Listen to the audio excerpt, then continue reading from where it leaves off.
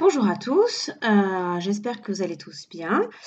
Eh bien, bienvenue pour la suite du cours sur Épicure, puisque nous allons parler aujourd'hui des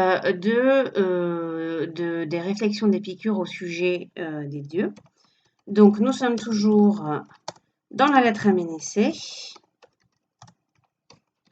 Nous avons vu au dernier cours, pour ceux qui seraient en retard, le préambule. Et nous allons maintenant voir la réponse que Épicure amène à la peur des dieux. Donc, à titre introductif, je vous rappelle que pour Épicure, il existe plusieurs opinions qui nous rendent malheureux et dont il faut se défaire afin de trouver le bonheur. Parmi donc ces opinions, il y a la peur des dieux, mais aussi la peur de la mort et la peur de les limitations des désirs, pardon, et la peur de la douleur. Donc, la peur des dieux, c'est la première des opinions qui nous empêche d'être heureux. Et Épicure soutient qu'il ne sert à rien d'avoir peur des dieux. Nous allons voir pourquoi et comment s'articule cette critique. Donc, pour commencer, je vous relis le texte pour que vous puissiez bien suivre. Je ne relis pas le préambule, je reprends juste la partie des dieux. Commence par te persuader qu'un dieu est un vivant immortel et bienheureux, te conformant en cela à la notion commune qui est tracée en nous. N'attribue jamais à un dieu rien qui soit en opposition avec l'immortalité, ni en désaccord avec la béatitude. Mais regarde-le comme possédant tout ce que tu trouveras capable d'assurer son immortalité et sa béatitude. Car les dieux existent, attendu que la connaissance qu'on en a est évidente. Mais quant à leur nature, ils ne sont pas tels que la foule le croit. Et l'impie n'est pas celui qui rejette les dieux de la foule, c'est celui qui attribue aux dieux ce que leur prêtent les opinions de la foule. Car les affirmations de la foule sur les dieux ne sont pas des prénotions, mais bien des présomptions fausses. Et ces présomptions fausses font que les dieux sont censés être, pour les méchants, la source des plus grands maux, comme, d'autre part, pour les bons, la source des plus grands biens. Mais la multitude, incapable de se déprendre de ce qui est chez elle et à ses yeux le propre de la vertu, n'accepte que des dieux conformes à cet idéal et regarde comme absurde tout ce qui s'en écarte. Alors on trouve dans ce texte deux thèses principales qu'on va détailler tour à tour. La première, c'est que les dieux existent. Et Épicure se prononce également sur les qualités propres qu'il a. Et la seconde, c'est qu'on les connaît par quelque chose d'un peu bizarre qu'il appelle la prénotion et qu'il distingue des opinions fausses ou présomptions fausses de la foule. Donc, on va voir comment ces deux thèses sont justifiées et quel est l'enjeu qui se cache derrière elles. Tout d'abord, on va partir d'une première idée qui est que Épicure critique l'opinion populaire au sujet des dieux. Alors, pourquoi est-ce qu'il critique l'opinion populaire il désigne les opinions de la foule comme étant à la fois fausses et dangereuses. Les opinions de la foule, ici, il faut entendre à la fois celles qui sont communément répandues, mais aussi, du coup, celles auxquelles on a une injonction à se conformer. Je vous parlais la dernière fois du problème qu'a eu Socrate, du fait qu'il a été condamné à mort.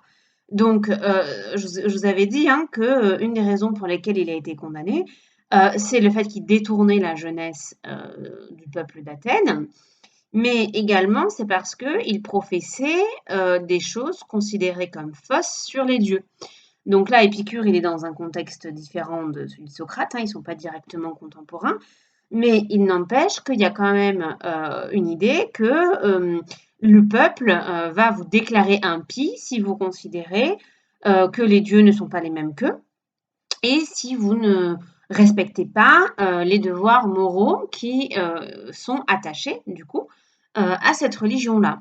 Donc Épicure le dit bien dans le texte, la multitude considère comme impie quiconque ne croit pas au même Dieu qu'elle et ne croit pas au même concept de vertu. Donc on va voir que l'opinion qu'on a des dieux modifie en fait radicalement la façon dont on va concevoir les dieux eux-mêmes.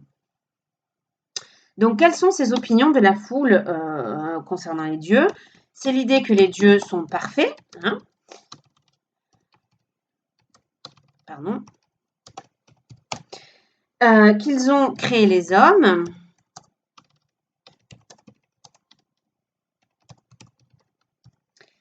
et qu'ils vont les récompenser ou les punir.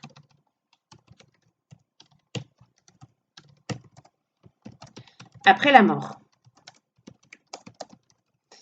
Ça, c'est ce qu'on appelle la rétribution. C'est-à-dire l'idée de donner à chacun ce qu'il mérite. Souvent après la mort, mais pas toujours, hein. Donc c'est la rétribution, c'est le fait d'accorder à chacun, selon ce qu'il a fait, une punition ou une récompense. Et donc les dieux récompenseraient ou puniraient les hommes en fonction de leur vie et leur capacité à respecter les devoirs moraux. Donc pour voir tout ça, hein, vous pouvez regarder tous les mythes grecs qu'on a notamment par l'intermédiaire d'Homère, par exemple. Mais pas seulement, hein, mais donc Homère, dans la Grèce antique, on considère que c'est véritablement de l'histoire, en fait, que tout ça s'est véritablement passé, hein, tout ce qu'il est en train de raconter. Et donc, on découvre dans tous ces mythes des dieux qui sont faits à l'image des hommes, qui instancient leur perfection, et qui ont un certain nombre d'exigences vis-à-vis des hommes, notamment le fait d'être vénéré. Donc les dieux exigeraient d'être priés, sans quoi on va en enfer. Et de fait, on a c'est dans l'Odyssée, je pense, mais dans l'Odyssée, une description assez précise du monde des enfers, puisque Ulysse, il descend, rencontre Achille, et le monde des enfers est vraiment atroce, hein. La description qui en est faite, c'est que Achille dit que il préférerait revenir et être un simple garçon de charrue plutôt que rester en enfer. Alors que Achille, dans l'Iliade, c'est vraiment l'homme qui recherche à tout prix la gloire, les éclats militaires, etc. 3 mois en enfer et c'est bon, c'est fini, il est guéri du désir de gloire, tout pour rester vivant. Donc, je crois que j'en ai déjà parlé ça, d'ailleurs, au sujet de la peur de la mort, peu importe. Donc, on découvre dans ces mythes à la fois une certaine vision des dieux et une certaine vision de ce qu'ils peuvent nous faire subir si jamais nous ne les respectons pas. Donc, on peut se demander en quelque sorte pourquoi donc développer une telle idée des dieux, hein, à quoi est due cette opinion populaire? Puisque pour Épicure, elle est fausse, donc ne se justifie pas d'une façon rationnelle, mais quelles sont les idées irrationnelles qui peuvent conduire à développer cette idée-là de la mort? Alors, je vous laisse un petit peu chercher, hein, si vous voulez, vous mettez pause et vous essayez de trouver 2-3 réponses. Moi, je vous en propose 4. Donc, tout d'abord, bah, ça peut être par espoir de ce qui se passe après la mort. Hein, je peux très bien avoir l'idée que ma vie aujourd'hui, peut-être, n'est pas bonne, que je souffre, que c'est dur, mais que je serai récompensée après la mort par les dieux. Donc, si je souffre de l'injustice, si je souffre du fait de faire mon devoir dans un monde injuste, eh bien, ce n'est pas grave parce que derrière, j'ai toute l'éternité pour me rattraper. À cela est du coup corrélative une autre raison, c'est par nécessité morale. on pourrait très bien dire qu'il est finalement impossible de faire son devoir si l'on n'a pas au moins l'espoir d'une récompense après, quand faire mon devoir me coûte le bonheur, hein. Ça, c'est notamment quelque chose que Kant souligne dans la critique de la raison pure. Et dans la religion, dans la limite de la raison, je ne me souviens plus du titre exact. Je vais regarder juste le titre, excusez-moi.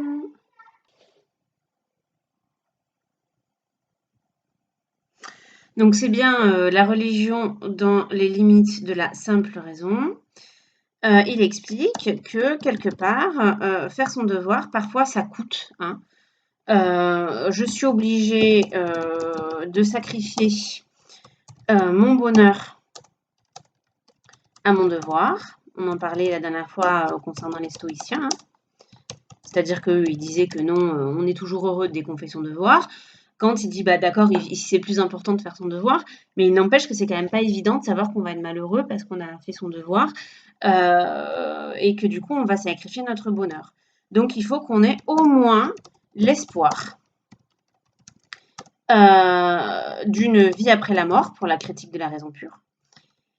Ah, j'ai mis mur sur le tableau. Pardon, de la raison pure. Donc, au moins l'espoir d'une vie après la mort, dans laquelle je serai peut-être récompensée. Mais ça reste un pur espoir chez Kant, hein. On ne l'affirme pas forcément, mais on a besoin quelque part d'avoir au moins cette représentation, même si elle reste à l'état de représentation. Autre idée, ça peut être également par besoin social. C'est ce que dit Épicure, hein, quand il dit la multitude va vous critiquer si vous ne suivez pas sa religion et sa morale. Eh bien, qu'est-ce qui se passe finalement, la religion, ça permet aussi de relier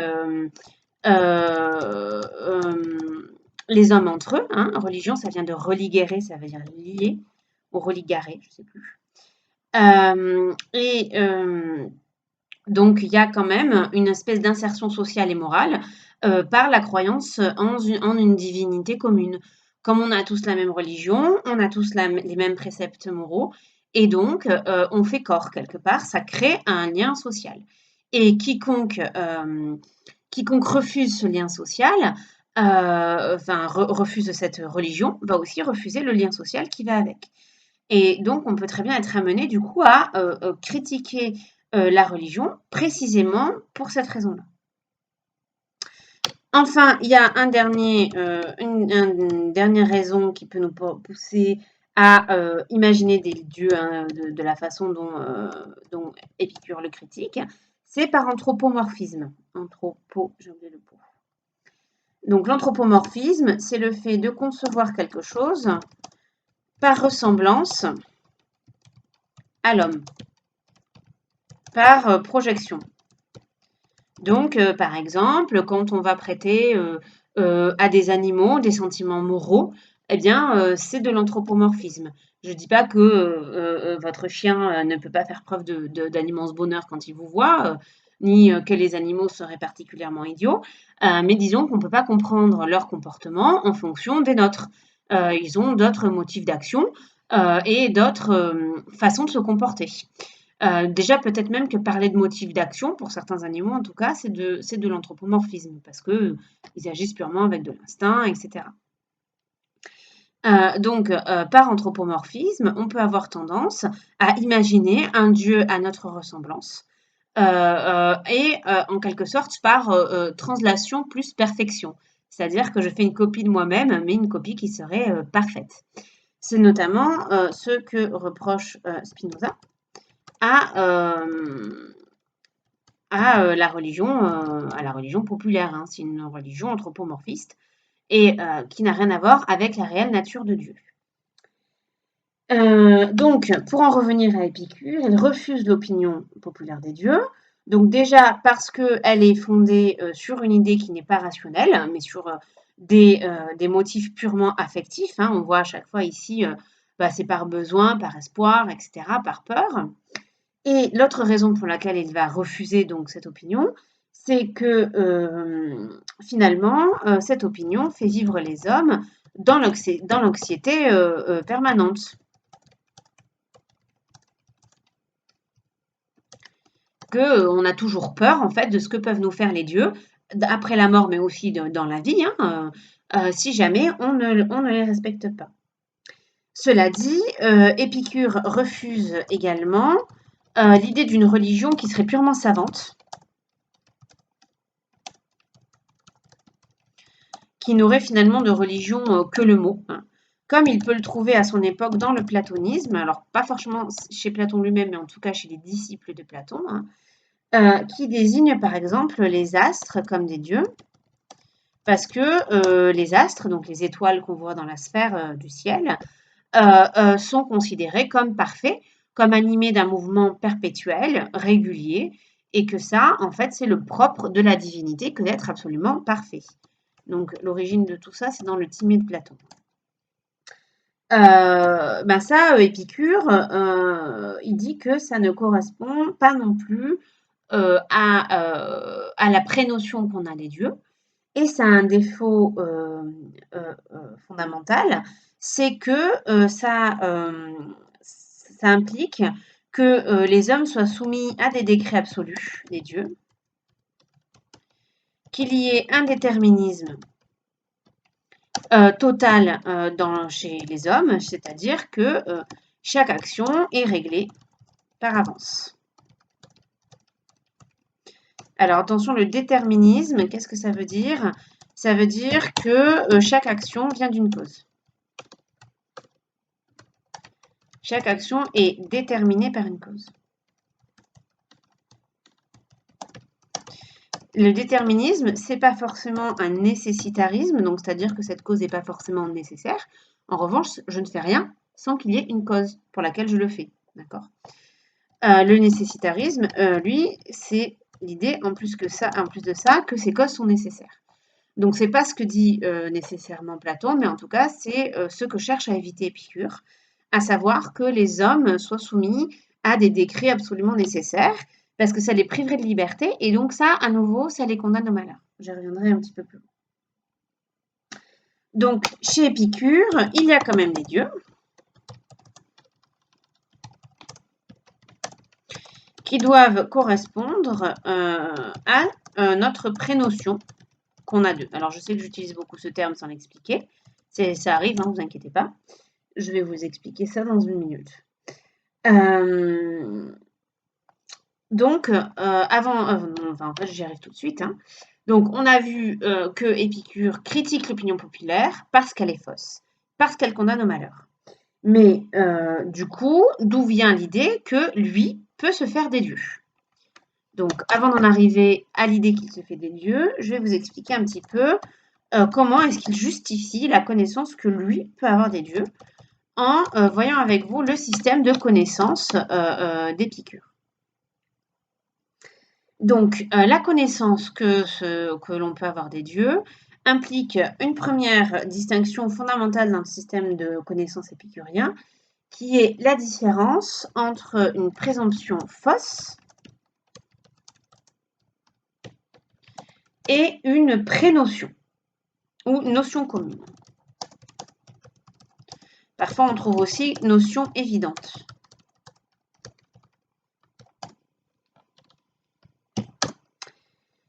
Donc là, la présomption fausse, c'est l'opinion, d'accord? Donc c'est l'idée que j'ai formée trop vite, sans avoir de réelle raison pour affirmer quelque chose.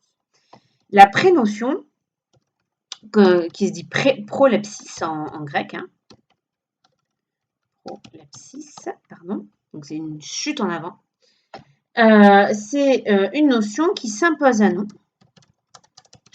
sans risque d'erreur. Parce qu'elle va procéder de la sensation. Et on a une erreur que si jamais on ajoute en fait à cette prénotion quelque chose d'autre, une idée qu'on aura acquise, soit par une passion comme la peur, soit par éducation. Okay. Donc pour expliquer cette différence, il faut qu'on comprenne d'où vient la connaissance chez Épicure. La première chose à savoir, c'est que l'épicurisme, c'est un atomisme. C'est-à-dire que pour Épicure, le monde est fait d'atomes, c'est-à-dire de particules corporelles, on va dire matérielles plutôt, des corpuscules, donc des tout petits corps, insécables, c'est-à-dire qu'on ne peut pas couper. L'atome d'Épicure, c'est pas tout à fait comme notre atome, hein. Notre atome a été appelé ainsi par référence à Épicure, mais c'est pas tout à fait la même chose. L'atome, en fait, c'est la plus petite quantité de matière que l'on puisse penser. Donc pas forcément que l'on peut voir, puisque de fait, les atomes sont trop petits pour être vus, mais la plus petite quantité de matière que l'on peut penser. Et au-delà de ça, eh bien, on ne peut pas la découper. D'accord ? Donc c'est un petit peu différent des atomes qu'on a nous, dans la mesure où nous, nos atomes vont être différenciés, vont être constitués physiquement de façon différente. Les atomes d'Épicure vont avoir des formes différentes, mais du point de vue de leur matière, c'est toute la même, hein. Donc c'est la plus petite quantité de matière qu'on peut penser.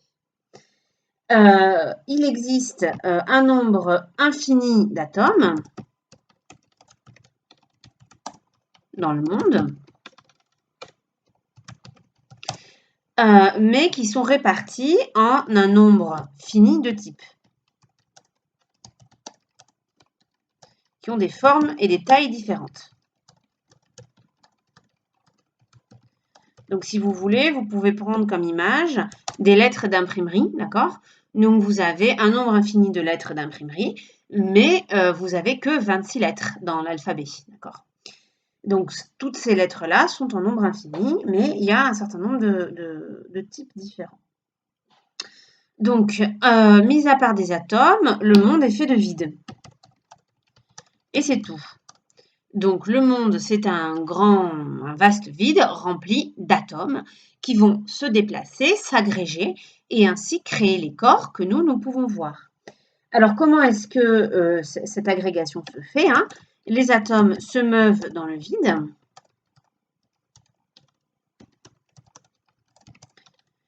En raison de leur propre pesanteur, plus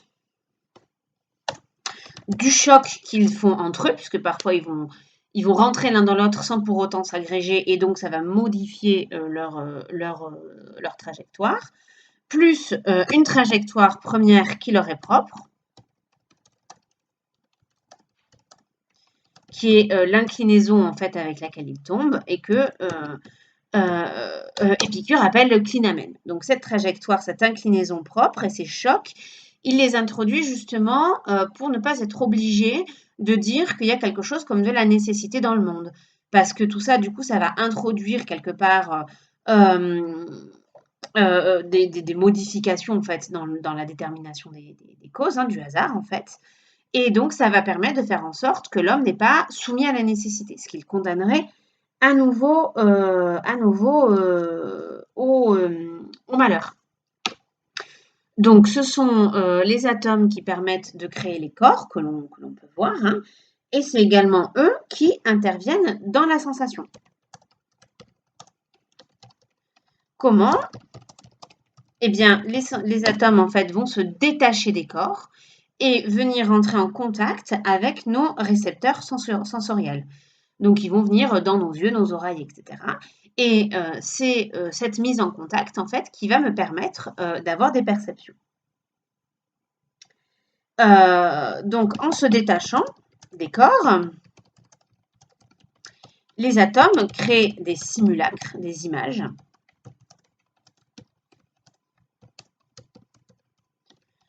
sur nos récepteurs sensoriels. Et c'est ainsi qu'on va pouvoir voir, entendre, etc. Donc quand on y pense, finalement, c'est quand même une intuition qui n'est pas si mauvaise, hein, quand on réfléchit au fonctionnement de la rétine avec l'image qui se crée par la lumière au fond de notre rétine. Également, quand on réfléchit au système sonore, hein, l'idée que finalement on entend parce que les vibrations font vibrer une membrane dans notre oreille. Bon, bah, on est d'accord que c'est pas tout à fait ça, mais c'est quand même assez pertinent pour décrire en tout cas l'expérience de sensation que nous pouvons faire. Donc, il y a des atomes qui se détachent des objets. Ils s'en détachent en permanence, hein, et ces atomes se déplacent à une vitesse qui n'est pas infinie, mais presque. Donc, il faut imaginer que, en quelque sorte, tous les objets émettent sans cesse des atomes à une vitesse infinie. Et ces atomes sont tout le temps remplacés, en fait, hein, puisque tout est toujours en mouvement, finalement. Le monde est peuplé de mouvements, de particules infimes. Donc, une fois que ce mouvement des atomes est fait, on va devoir distinguer du coup 3 éléments qui interviennent dans la sensation, qui sont tout d'abord l'objet lui-même, l'objet vu, ensuite l'image de cet objet, le simulacre,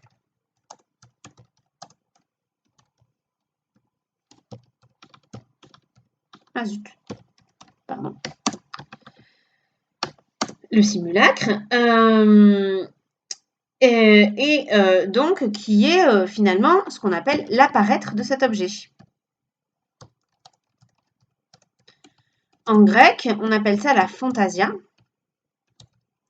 Alors c'est important comme terme parce que ça nous est resté dans les termes de fantasme, de fantaisie, ce qui pour nous veut dire vraiment le rêve et en quelque sorte ce que je n'ai qu'imaginé par opposition à ce qui est réel.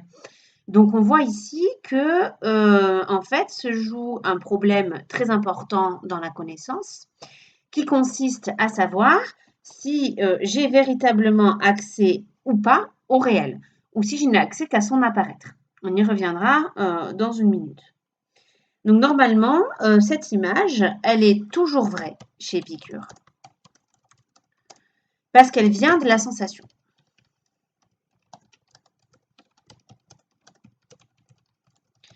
Et troisième objet, c'est l'opinion que j'ai de cet objet, qui, elle, peut être vraie ou fausse, selon ce que j'en pense précisément. Donc l'opinion, en fait, c'est l'image plus le jugement que je porte sur cela. Jugement qui peut être confirmé ou pas par l'expérience.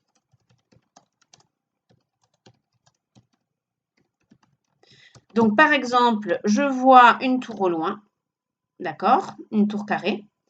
Donc c'est cet objet-là, ok, que je vois. J'ai un simulacre, c'est ma tour, qui va être ronde, parce que je la vois de loin.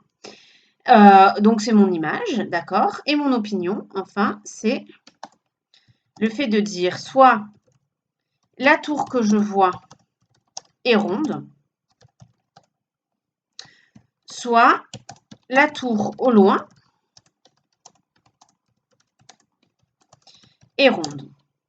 On voit ici que ce n'est pas du tout la même chose, en fait, ces deux idées, puisque ici, cette première opinion, elle est vraie, parce que c'est vrai que la tour telle qu'elle m'apparaît, telle que je la vois, elle est vraie. Elle est ronde, pardon.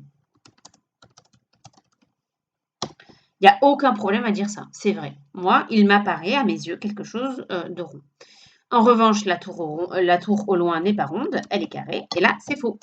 Donc, j'essaie de confondre, en un sens, ce que j'ai vu et ce qui est réel. Et c'est là que va se situer toute l'erreur, hein, pour Épicure. Mais je vais détailler un petit peu plus pour vous expliquer tout ça. Donc, l'image, le simulacre, il est constitué par la sensation et elle va m'apparaître sous forme de 3 expériences générales et possibles. Alors, je suis désolée, c'est un petit peu technique tout ça, hein, mais ça aide vraiment à comprendre ensuite comment l'erreur apparaît. Après, vous allez voir, ça va se simplifier dès que l'exposé général sera présenté. Donc, en plus de ces 3 éléments, je peux avoir 3 façons, en quelque sorte, la sensation a 3 façons de se manifester.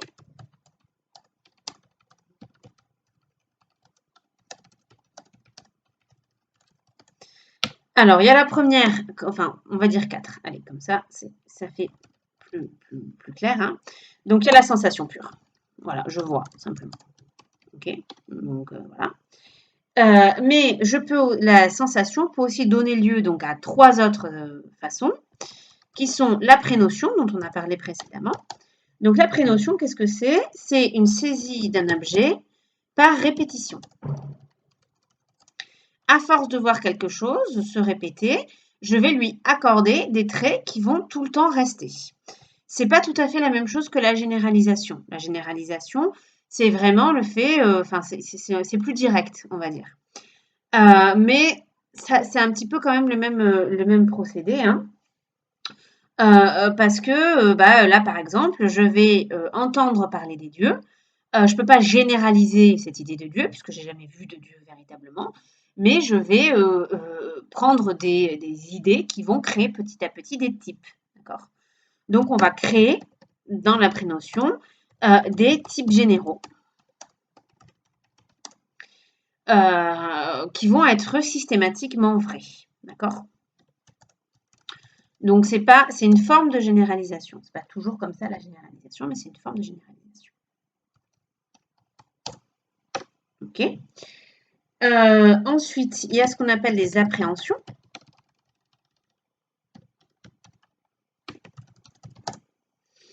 Les appréhensions, qu'est-ce que c'est? Ce sont des formes de réflexion immédiates par la pensée. Donc, quand je vois quelque chose dans la sensation, je vais l'associer à quelque chose d'autre et donc je vais en quelque sorte, enfin, cette appréhension va se superposer à ma sensation. Quand je vois du feu, je vais immédiatement penser au chaud, d'accord? Et penser de attention, ça brûle, d'accord? Donc, c'est en quelque sorte une augmentation de ma sensation parce que je vais toujours l'associer à cette appréhension, hein. C'est l'appréhension, il faut vraiment entendre, je pense avant, d'accord? Donc, dès que je vois quelque chose, ça va m'être immédiatement associé dans mon esprit. Et c'est aussi une forme de sensation parce que, par exemple, quand je vais voir approcher un ami au loin, eh bien, pourquoi est-ce que c'est une forme de sensation? Parce que je l'associe à l'idée d'amitié et donc ça m'est agréable. Donc, on voit que c'est pour ça qu'il ne le distingue pas tout à fait de la sensation, Épicure. Dernière façon qu'a la sensation de m'affecter, c'est l'affection, c'est-à-dire la douleur ou le plaisir. Et l'affection aussi, elle est toujours vraie. Pourquoi elle est toujours vraie? Parce que c'est toujours vrai en fait quand vous me dites j'ai mal. Peut-être que vous et moi, on n'a pas la même tolérance à la douleur, la mienne étant très faible, soyons bien clairs. Mais c'est jamais faux de dire j'ai mal. S'il y a quelqu'un qui vous dit mais non, tu n'as pas mal, c'est dans ta tête. Bah oui, c'est dans ma tête, où veux-tu que ce soit? Enfin, oui, c'est dans ma main, éventuellement, c'est ma main qui a mal, mais c'est mon cerveau qui le ressent. Donc, évidemment que c'est dans ma tête. Mais évidemment aussi que c'est vrai. Après, on peut dire effectivement, tu as une tolérance à la douleur qui est très faible, mais honnêtement, bah, ça nous fait une belle jambe hein, de dire ça. Et ça peut même pas être un reproche en fait, parce qu'on n'y peut rien. Voilà. Donc la sensation de douleur ou la sensation de plaisir, elle est toujours vraie. Je peux mentir à quelqu'un en disant j'ai pas mal alors que j'ai mal, mais ma sensation à moi telle qu'elle m'apparaît, elle est jamais mensongère. Ok. Donc toujours une fois qu'on a dit ça, on s'aperçoit que le domaine des sens, finalement, le domaine de la sensation, est toujours véridique. C'est le domaine de l'évidence. C'est ce qui m'apparaît dans toute son évidence, hein. La prénotion, c'est l'idée que je me suis formée, mais qui est véritablement déjà tracée en moi, dit Épicure. Donc, c'est en quelque sorte tout ce dont j'ai besoin, en fait, hein, pour penser. Donc, elle s'impose avec l'évidence. L'appréhension aussi, elle va s'imposer avec toute l'évidence que me créent des associations d'idées toujours là. Et la douleur et le plaisir, n'en parlons même pas. Donc l'image, dans toutes ces sensations, hein, l'image qui se constitue est l'image de l'objet. Et je ne risque pas de la modifier par un jugement trop hâtif, parce que précisément, Toutes ces idées-là, la prétention, l'appréhension, l'affection, la sensation, sont en deçà du jugement. Elles précèdent le jugement. Ce n'est pas moi qui le fais, ça se fait en moi. Et c'est pas non plus véritablement un préjugé, puisque le préjugé, ça me viendrait d'ailleurs que de la sensation. Ce qui véritablement me protège de l'erreur dans ces façons de se manifester de la sensation, c'est que précisément ça vient de la sensation. Et la sensation, elle est toujours véridique. Donc on est toujours dans une évidence, mais qui n'est jamais celle du préjugé. Le préjugé, c'est vraiment quand je suis dans l'opinion et donc quand j'ai un ajout qui vient d'autre chose que la sensation. Okay, donc le préjugé, c'est le domaine de l'opinion. Donc j'ai ajouté un jugement qui ne vient pas de la sensation. Alors ce ne sera pas toujours faux, hein, attention, mais ça ne sera pas toujours vrai non plus. Donc ici, c'est quand même assez paradoxal hein, comme idée, puisque on est plutôt habitué à dire que je vais m'assurer de la vérité de quelque chose, justement parce que j'exerce mon jugement, parce que j'exerce mon esprit critique, parce que je vais le tester, parce que je vais chercher à le prouver, etc. Alors que justement, chez Épicure, la sensation va m'assurer de la vérité de ce que je pense, parce que je n'y ai rien ajouté. Parce que ça n'est que de la sensation. Et donc que ma réception est en fait uniquement passive. J'ai pas eu l'occasion d'ajouter quelque chose, même s'il y a bien une formation d'idées dans la prénotion et l'appréhension. C'est parce que c'est une réception sensorielle que je suis à l'abri de la vérité. Ça peut paraître complètement fou, parce que justement, on va dire qu'il y a quelque chose comme des illusions des sens. Et on va voir que justement, Épicure va répondre à cette objection-là. On va quand même trouver hein, de la réflexion, on a dit dans la prénotion, dans les appréhensions, mais aussi dans la formation de certaines idées dont Épicure ne remettra jamais en cause la vérité. Par exemple, dans la formation de l'idée des dieux. Hein, donc ça, on y reviendra. Alors, donc on va voir maintenant, donc comme on a fait jusqu'à présent l'atomisme, donc cette théorie, elle pose quand même du coup le problème de savoir comment juger ce qui est vrai, puisqu'on a dit, on fait quand même des expériences des fois où on a l'impression que notre sensation, elle nous donne des informations qui sont fausses, notamment quand on a des illusions. Donc, comment expliquer que parfois on a l'impression de se tromper? Comment juger de ce qui est vrai par la sensation?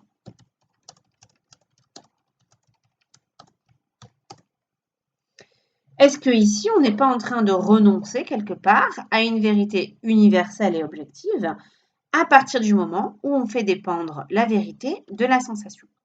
Donc, pour rappel, normalement, je l'avais vu en début d'année avec tout le monde, mais l'idée une vérité universelle, ça veut dire qu'elle est vraie nécessairement pour tous et tout le temps.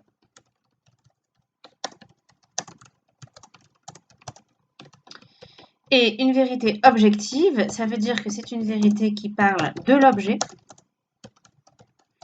et pas du sujet qui est en train de penser. Ça veut dire que quand je dis ce glaçon est froid, je dis que c'est vrai pour tout le monde, tout le temps, nécessairement, et que je suis en train de parler non pas de moi, du fait que ça me fait froid de toucher le glaçon, mais bien de ce glaçon. Et on voit que ça paraît complètement contre-intuitif pour nous, puisque précisément, on a l'impression que nos sens, c'est ce qu'il y a de plus subjectif en moi.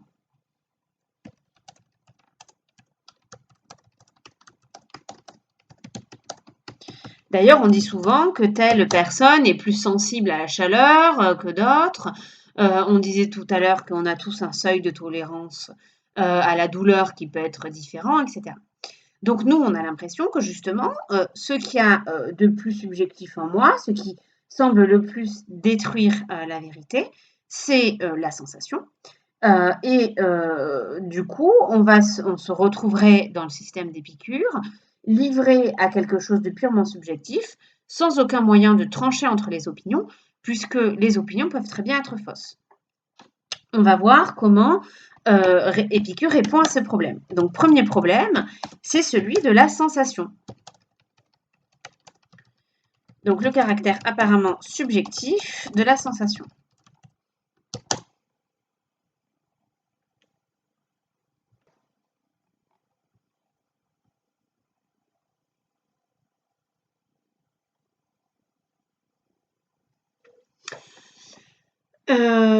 Oui, on a dit qu'on avait accès à l'évidence de l'image dans la mesure où la sensation est constituée de sensations, d'affections, pardon. Le problème, ça aussi je viens de le dire, c'est que du coup, on a l'impression qu'on se retrouve livré à la subjectivité. Qui plus est, moi-même, mes sens ne fonctionnent pas toujours de la même façon. Quand j'ai été pendant très longtemps dans une pièce très froide, si je change de pièce, j'ai l'impression d'avoir très chaud et 2 minutes après, je vais juste me sentir bien. Donc on voit que entre mes sens mêmes, il y a des différences.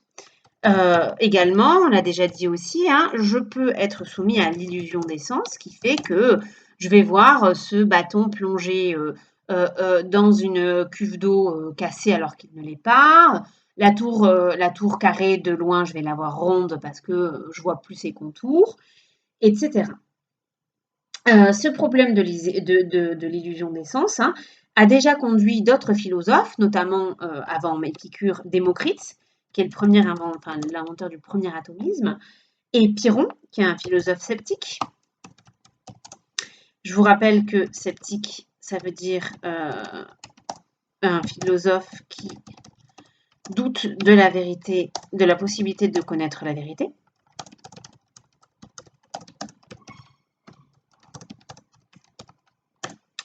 Donc, des philosophes comme Démocrite ou Pyrrhon ont été amenés précisément à cause de ce problème de l'illusion des sens à nier la possibilité de trouver la vérité.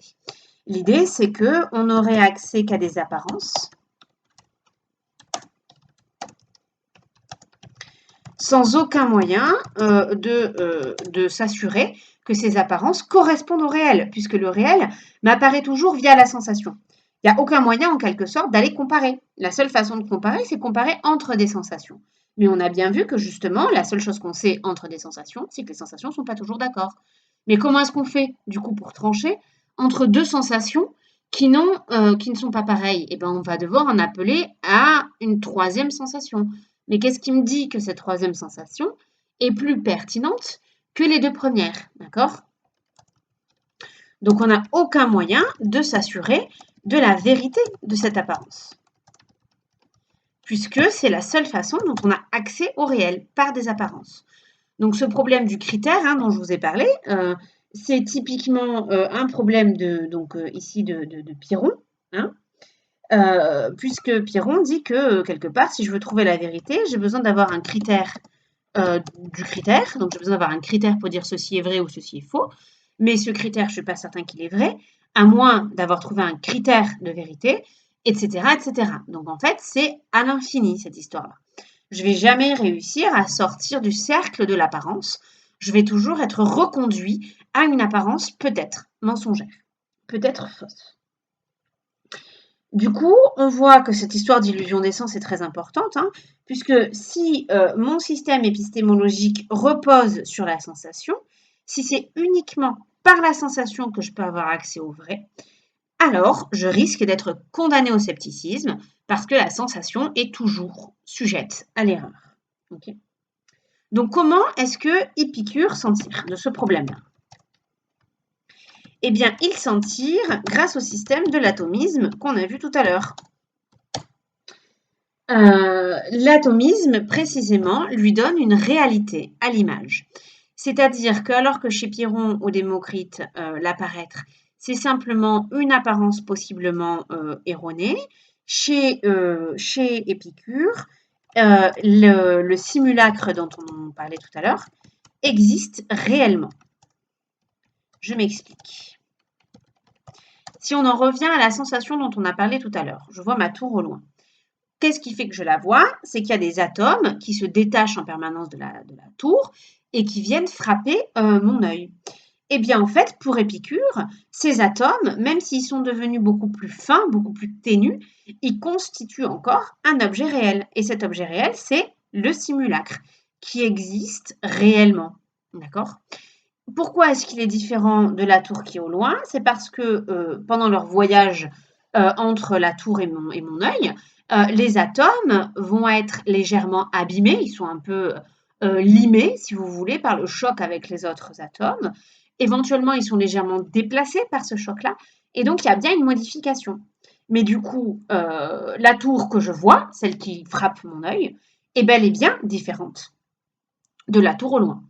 Donc, la tour existe vraiment, la tour que je vois existe vraiment, le simulacre existe vraiment, et elle est différente de la tour au loin.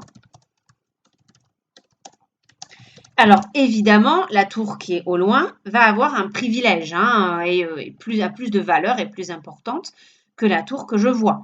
Étant donné que je vais pouvoir rentrer dans la tour qui est au loin, je ne pourrai pas rentrer dans la tour qui est dans mon œil, pour des raisons évidentes. Donc, il y a bien ce qu'on appelle un privilège ontologique, c'est-à-dire qu'on accorde plus d'être à la tour au loin. Ontologique, ça veut dire propre à l'être.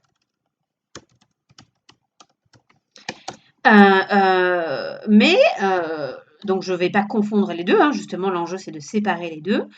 La tour au loin est toujours plus importante, mais ce système, ça me permet d'affirmer qu'il n'y a pas d'illusion du tout des sens. Ce que je vois existe bien réellement. La tour ronde que je vois existe bien réellement. Et je ne fais une erreur que si je veux affirmer que c'est la même chose entre les deux. Donc, la tour m'apparaît ronde. Pour un sceptique, ça va vouloir dire j'ai une image, j'ai une apparence de tour ronde et finalement, je ne saurai jamais ce qu'il en est vraiment. Même en touchant la tour, je ne peux pas être certain que je ne suis pas encore en proie à une illusion telle que je l'étais 10 minutes avant quand j'étais un peu loin de ma tour. D'accord? Étant donné que je me suis trompée, la sensation m'a trompée une fois, elle me trompe peut-être à nouveau, sauf que là, j'ai aucun moyen de m'en rendre compte. En revanche, pour un épicurien, la tour m'apparaît ronde, ça veut dire il existe une tour objet du simulacre et qui est ronde, et une autre, d'accord, qui peut être ronde ou pas. L'erreur consiste à se prononcer entre le fait que c'est rond ou pas. Mais tant que je ne me prononce pas, il n'y a pas d'erreur. Donc techniquement, mes sens ne sont pas trompés. Celui qui est trompé, c'est mon jugement, quand il tient à dire que la tour au loin et la tour dans mon œil sont la même chose. Ok, donc j'ai un peu insisté sur cette idée-là, mais c'est pas si évident que ça en fait. En revanche, ce que je peux affirmer pour Épicure, c'est qu'il y a bien un rapport entre les deux. Donc je ne peux pas affirmer l'identité absolue de l'image et de l'objet. Il y a peut-être une modification parce que les atomes ont été limés, etc. Mais enfin, c'est pas non plus une modification totale. Il y a quand même une conformité. C'est pas un lapin qu'il y a au loin, c'est bien une tour quand même.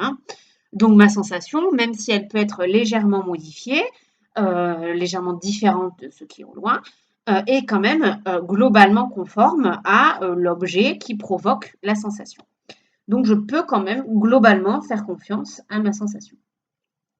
Je peux, en d'autres termes, postuler un rapport de conformité entre le simulacre et l'objet.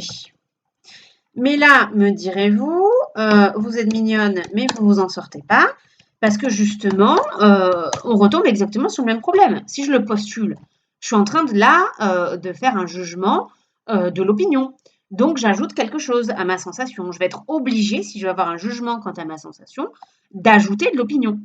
Et donc, à nouveau, je retombe dans l'opinion. Et comment est-ce que je fais pour distinguer, une opinion juste d'une opinion fausse?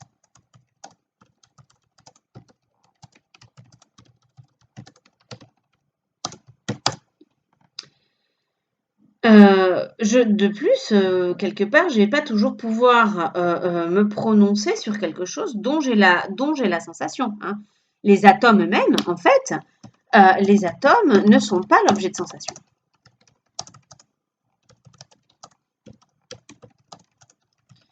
Les dieux ne sont pas l'objet de sensation. Alors c'est vrai que j'ai des prénotions, hein, au sujet des dieux, mais d'où vont pouvoir me venir ces prénotions? À part d'une construction de sensations, en un sens. Donc pour répondre à cette question, hein, les atomes, Épicure les conçoit en partie à partir de l'expérience. Notamment celle de l'usure des objets. On voit bien, au bout d'un moment, quand vous avez marché depuis très longtemps avec des chaussures, votre semelle est toute fine. Ben voilà, en fait, elle a perdu des atomes, hein. Elle s'est cassée, de cette façon-là. Mais également, la raison pour laquelle, Épicure, retient, l'idée de l'atomisme, hein, c'est parce que, c'est en raison de sa force explicative.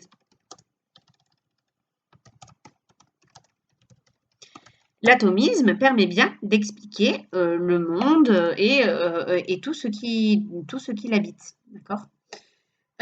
Du coup, Épicure va distinguer en fait 2 types d'idées. Il y a ce qui relève du système des atomes et de ses principes fondamentaux, donc l'existence des dieux par exemple.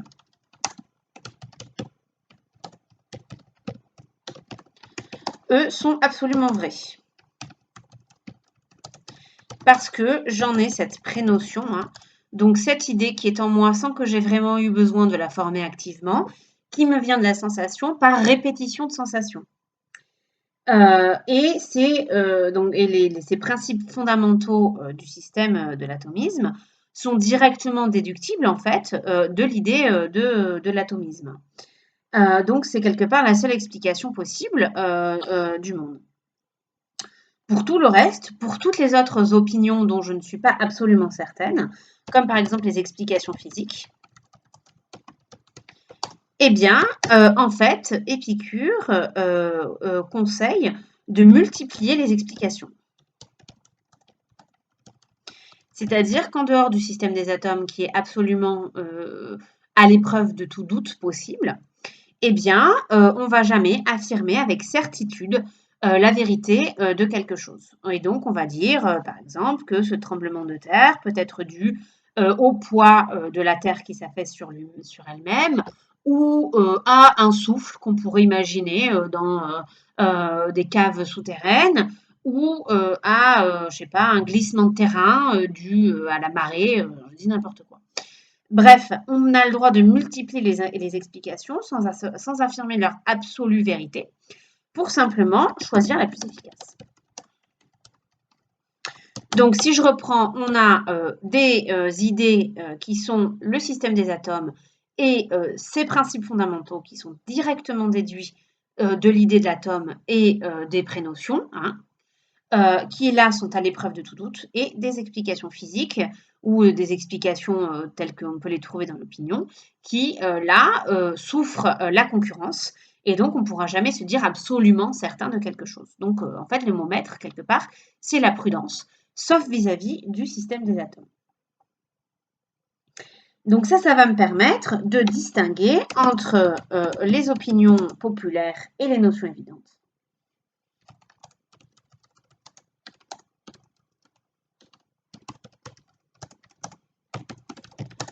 Donc les prénotions dont on parle depuis tout à l'heure.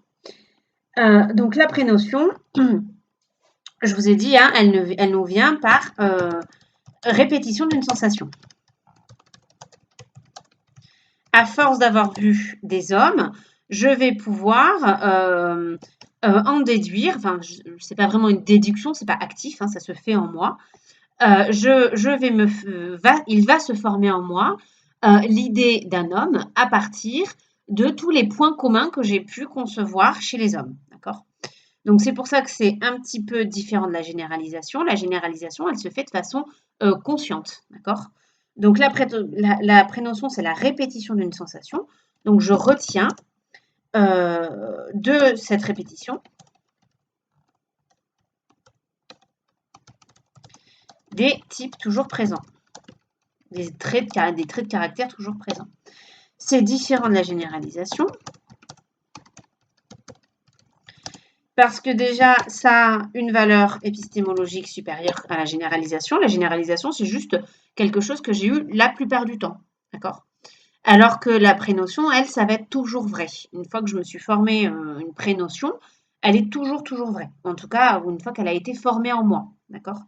Donc, c'est une valeur inférieure parce qu'elle est en fait relative aux individus que j'ai rencontrés. Donc, ça peut être changé. D'accord? J'ai toujours rencontré des signes blancs, mais un jour, je vais rencontrer un signe noir et donc ma généralisation sera approximative. Alors que la prénotion, c'est toujours vrai. Et la généralisation, c'est fait de façon consciente, ou enfin, quasi consciente. En tout cas, je peux en prendre conscience. Alors qu'à la prénotion, ça se fait en moi.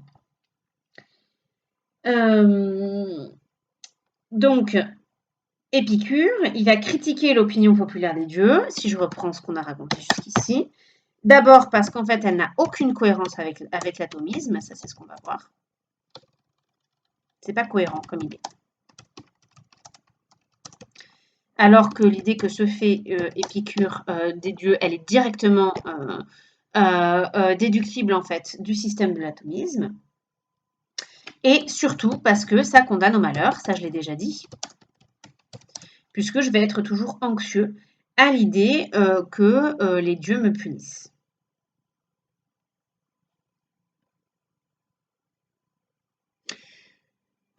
Donc reste à expliquer maintenant ce que sont les dieux et ce que nous leur devons. Donc ce que sont les dieux, j'ai dit c'est entièrement déductible du système des atomes.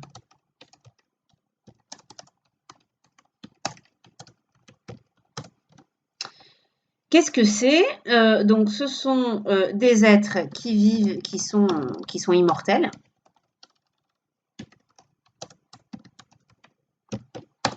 Donc des êtres vivants qui sont immortels. Pourquoi? Parce que ils ne perdent pas d'atomes. D'accord? C'est pour ça que c'est immédiatement déductible. Donc les dieux, ils sont faits d'atomes très fins.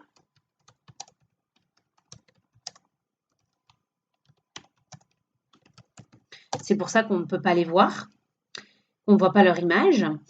Et ils sont immortels parce que ils vivent dans ce que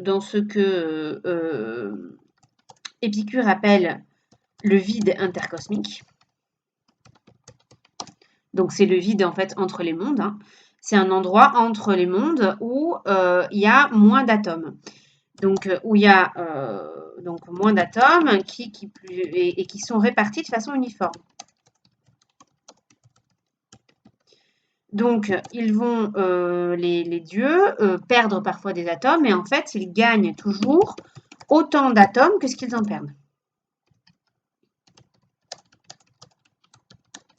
Puisque les atomes sont répartis de façon totalement uniforme. Il y en a autant dans chaque mètre carré, on va dire. Donc, les dieux ne vont jamais être en perte ou en gain important d'atomes. C'est toujours tout ce qu'ils perdent sont toujours remplacés. Du coup, en fait, on doit postuler pour eux, enfin, on doit déduire de cela que nécessairement, ils sont immuables, c'est-à-dire qu'ils sont parfaits. Ils ne changent pas, ils sont aussi bien qu'ils ne le seront jamais. Ils sont parfaitement calmes et parfaitement heureux, puisque tout trouble, toute distorsion en moi, en fait, c'est dû à ce mouvement des atomes.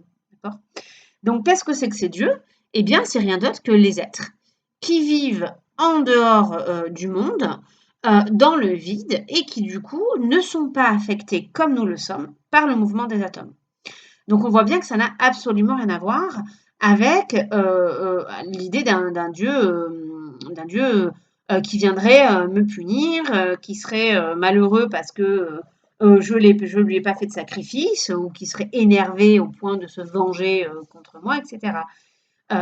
Les dieux, ils existent parce que je me donne l'idée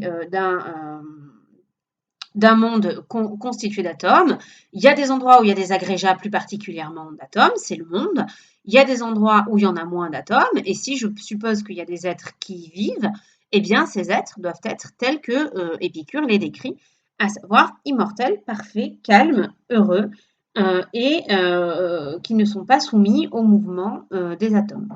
Donc les dieux, en fait, ils sont complètement détachés de notre monde pour cette raison-là. Euh, Du coup, qu'est-ce que nous leur devons à ces dieux?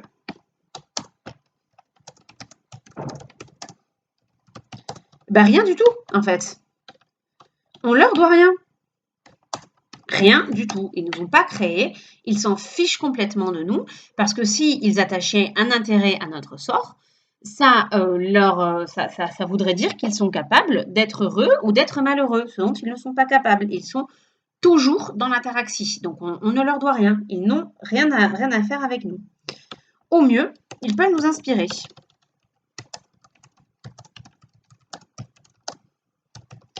Le sage va essayer de devenir aussi tranquille que le dieu.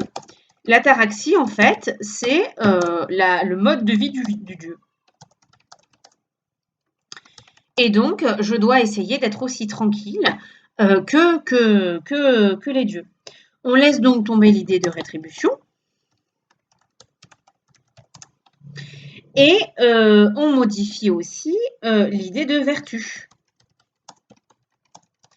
C'est pour ça que Épicure dit dans le texte que la multitude n'est pas capable de se déprendre de ce qui est à ses yeux le propre de la vertu. Ben, la vertu, c'est pas le fait de bien ou mal agir. C'est le fait de ressembler au Dieu, c'est-à-dire d'approcher autant que possible l'ataraxie. Et donc, en un sens, ici, l'indifférence. Hein, l'indifférence la plus totale envers tout ce qui m'arrive. Donc, la vertu, le bonheur, c'est la même chose, et c'est le fait de ressembler au Dieu. Du coup, ça va impliquer, autant que possible, que je me défasse de la peur de la mort et des désirs, que les dieux forcément n'ont pas, puisqu'ils ne peuvent pas mourir, puisque leurs atomes sont toujours remplacés, la mort étant la dissolution des atomes, et des désirs, puisque ils n'ont pas de désir non plus, puisqu'ils sont jamais en manque d'atomes. D'accord ?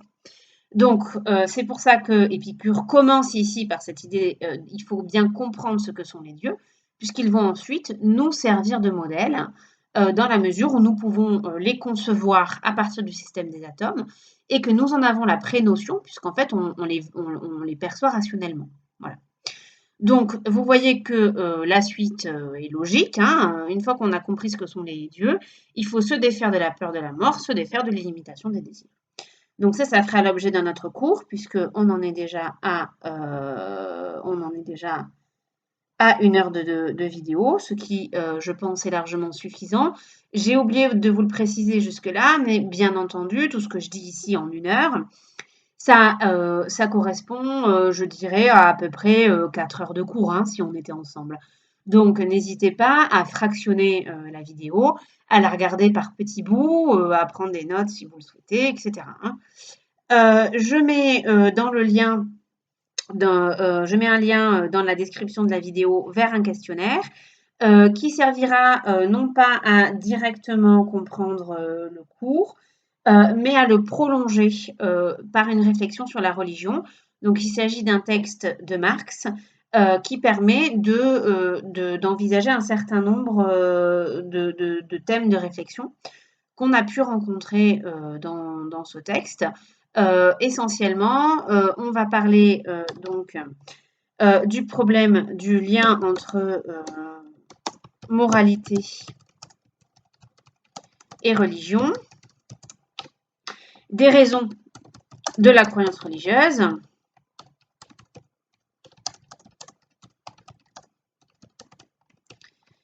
et on va dire de la nature de la croyance religieuse,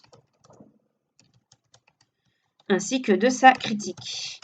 Donc, c'est les principaux thèmes qu'on va essayer de développer ainsi. Hein. Est-ce que mes choix moraux peuvent être fondés sur mes croyances religieuses? Quelles sont les raisons que j'ai de croire en Dieu? Est-ce que je peux prouver l'existence de Dieu? Est-ce que je suis fondée à y croire? Et est-ce que, au contraire, je dois critiquer cette croyance-là?